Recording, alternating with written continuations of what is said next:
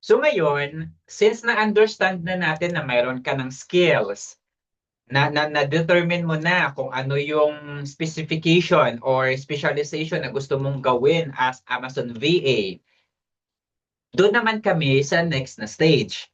Ito ay walang sapilitan. Okay? Kasi minsan, may mga ito yung kaya naming ibigay naman para maagapan or ma-add on or may gap. Kung may gap sa ano nyo, kung may gap doon sa knowledge or skills nyo or experience nyo, then nandito si AMS VA Academy para susubukang, tawag nito, malaanan ang tawag nun, mapunan. Ma-fill yung gap. Oo, mapunan or ma-fill yung gap na yon. Okay? So meron tayo dito mga training na yan na tina-target natin. Ang kagandahan sa training kasi natin, it's an actual based sa data na hinahanap ng mga clients. Yun yung tina-target talaga natin. Nakita nyo sa training natin, na sa hands-on training natin, na minsan yung mga ibang mga discussions, dinidelay natin, yung ibang discussions, madali lang. We put more focus doon sa mga discussions na kailangan nyo ng familiarizations kasi yun talaga yung mga hinahanap. Yun.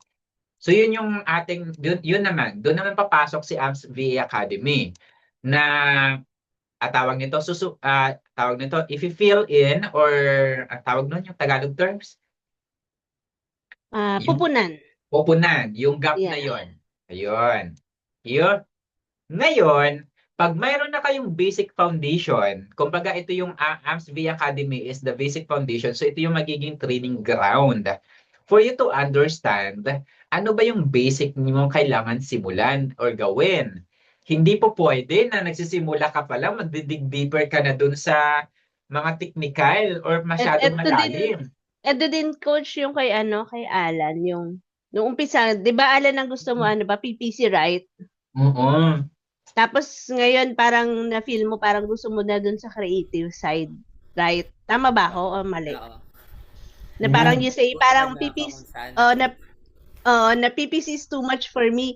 Parang ayoko na dito, dito na lang Oo. ako. Parang na may Oo. sudden change of thought ka na akala ko maybe for certain reason na inganyo ka. Pero at the end, parang feel mo na parang hindi pala, it's not for me. Parang ganon. Totoo. Kasi feeling ko nakahype lang naman yun si Alan kasi I always talk na ang PPC ay malaking pera dyan.